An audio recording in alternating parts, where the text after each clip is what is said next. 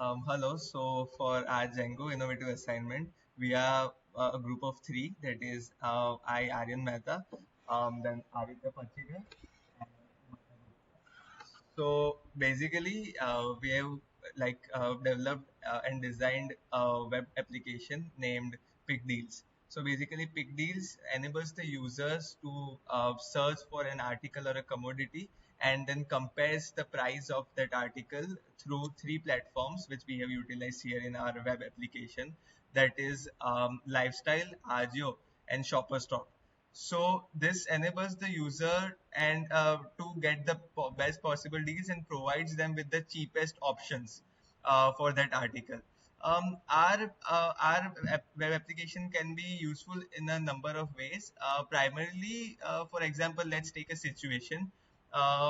Like let us say that we are currently having Halloween and we want to design a whole black outfit. So one thing is obvious that in Halloween outfits, normally the people try to wear it only once so that a uniqueness element is maintained. And obviously, they won't be willing to spend a lot of money because they are just going to wear it once. So this website can help them curate whole designed outfit, black outfit for them, and provide them with the cheapest possible outfit by comparing the price of that article, let's say t-shirt, from all the three mentioned platforms. Other than this, it can simply help the user to just get the cheapest possible deal by through one platform, so that the user doesn't have to go to each and every site and then search manually. Okay, that's about the application. Now let's see the simulation of the website. Okay, so I'll hand it over to Pachika, Aditya Pachika. Yeah, so basically, whenever you will first visit the website, you have to register yourself by entering some details. Yeah, so this form you will have to fill.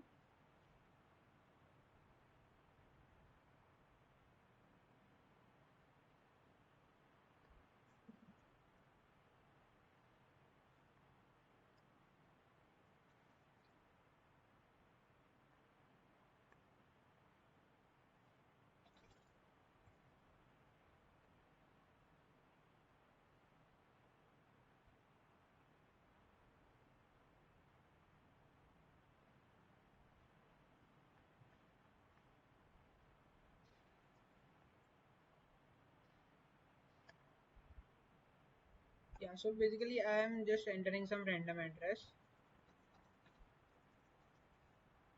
Yeah, so as soon as you click the register button, an OTP will be sent to your email address for verification. So an OTP will appear here. Yeah, so this is the verification mail, and this is the OTP, and then you have to enter here to verify it, and then as soon as you will submit, then you will enter here login credentials.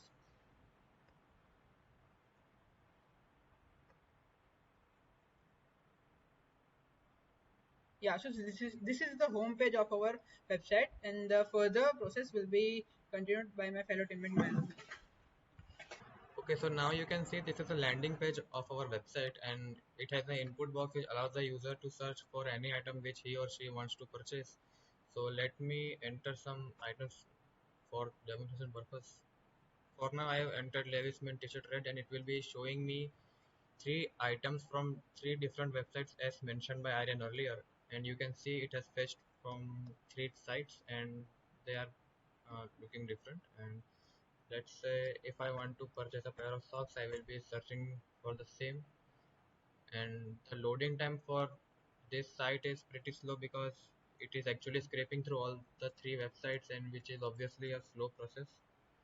And let's say if I want to purchase a pair of jeans, and yeah, this should fetch me some set of jeans. Okay, so you can see it has fetched me jeans, and let's say if I want to purchase a Puma t-shirt, and it will show me Puma t-shirts.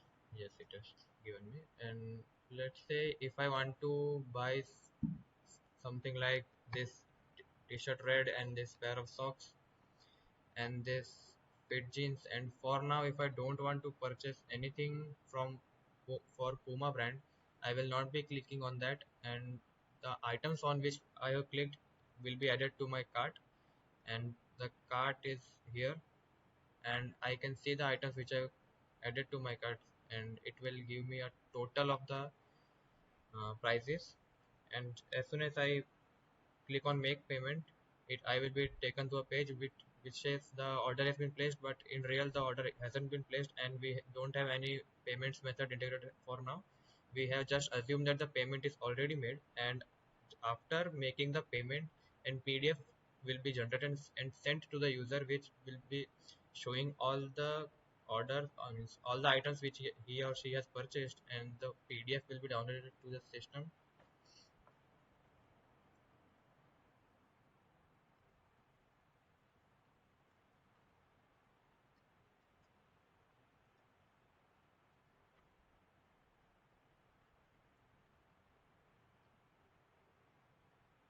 Okay, so as you can see, I have two items in my cart, and the PDF has been sent to me, which shows all the items which I had purchased recently, and it also shows the order total.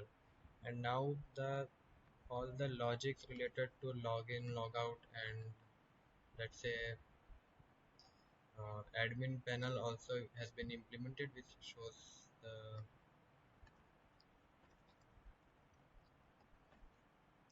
Okay, and from here I can see the products which I have purchased recently, and users.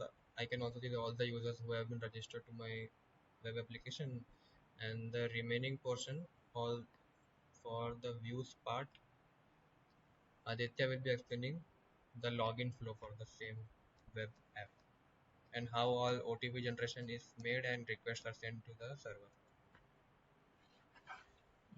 So first of all, uh, we made a model for our registration purpose. So this is the model we made, and this is the second model that we made for the products, which is containing user name and value.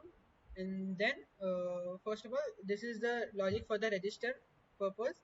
So basically the post request has been made, and then it is saving the form, and then it is generating the OTP and sending mail to the required email, the registered email address.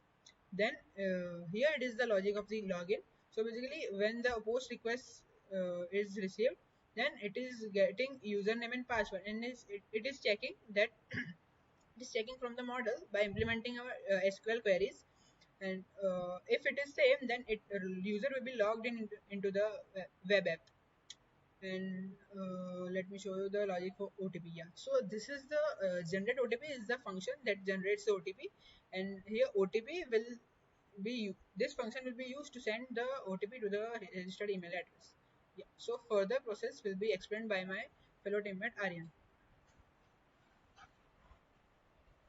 Um, okay, so after the login and registration, then comes the main logic of the application, that is how we retrieve the data through the three platforms discussed earlier, that is Agio, Lifestyle, and Shopper Stop. So okay, so we are using web scraping for that purpose. I'll show you just a second. Yeah, so basically, for all the three platforms, we have made three different methods. That is RGOV for RGO, then Likely Lifestyle, and then Shopper Stop. Okay, so now, okay, as we all know that each and every website has a different format through which they store the data.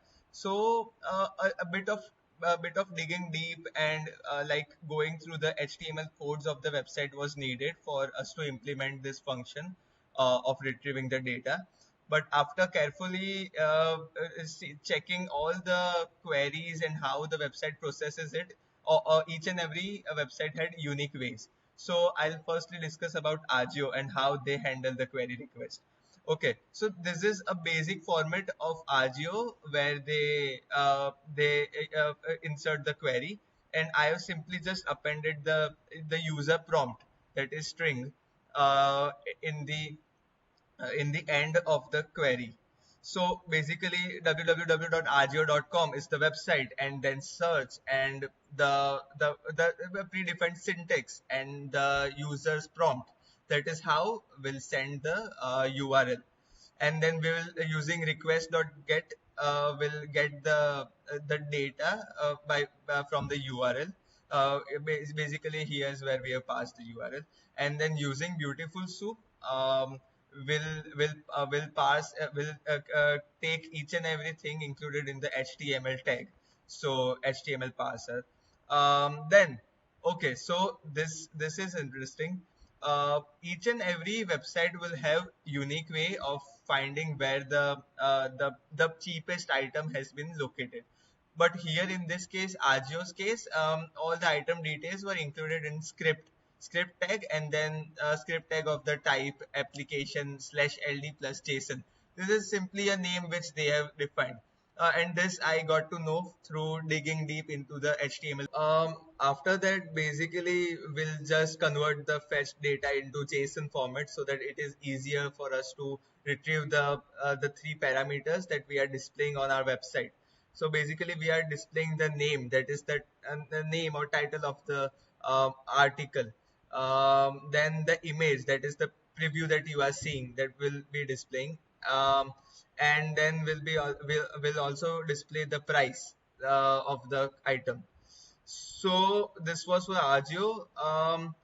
The same, the similar thing has been implemented for lifestyle, but as I told you, each and every website has a different way of handling the query requests.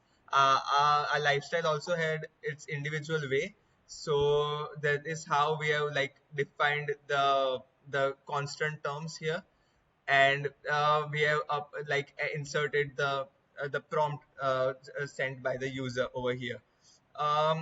Similarly, here also in the script tag, I through digging deeper into the codes, I found out that all the details of the item were included here in the script tag, through which then I converted the whole code into JSON. So obviously, it is easier for us to handle. And then the each and every parameters which we have displayed in our website, that is name, price, and the preview of the model or the image, has been retrieved through like going deeper into the JSON dictionary, that is going into the props, then initial state, then algo, linear, product, reducer. All these parameters are like website specific, and this was how lifestyle handled it. So I had to handle it in the same way. So this is for lifestyle, and then for shopperstop also, we have basically again shopperstop.com, and then price and that all. Same in shopperstop, they had used input for including each and every item. So an input tag, and then of class list product URL, and their type was hidden. So I had used the same thing. Here, one important thing to note is that Shopperstop had some kind of I don't exactly know, but some kind of security or of some reason. So there was a need of including a header variable, which basically simulates a behavior of a web browser, so that it doesn't look fake, that a fake robot is accessing or trying to access the data. It just tries to simulate that a web browser is trying to access the data, so that we can like do web scraping with ease. Similarly, for this also, like there were predefined like formats where the data was stored. So through checking all the HTML codes, and even though it was a tedious task, we were able to like achieve a decent result through all this, and yeah, the web scraping was pretty accurate through this. Okay, so now after web scraping, the next part is to add the details into the cart selected by the user, that will be explained by Mayank.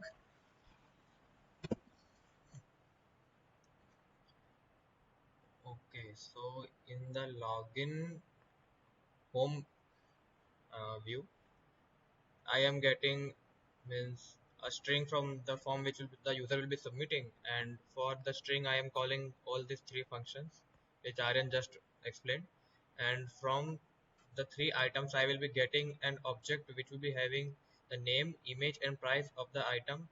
And for all the three sites I have prepared three different objects. I mean, in a context I am getting the name, image, and price of the items from three different websites. And for the name I have also kept the context. In the context I have taken the key, and the value is been set from the object which I will be receiving by calling the object for the particular string the user has entered. And I also mentioned a context with a key searched, which will be true if the user had made any search, because if the user hasn't made any search the first time after logging in for first time, there will be no products and the page will be showing that you don't have any products searched for now.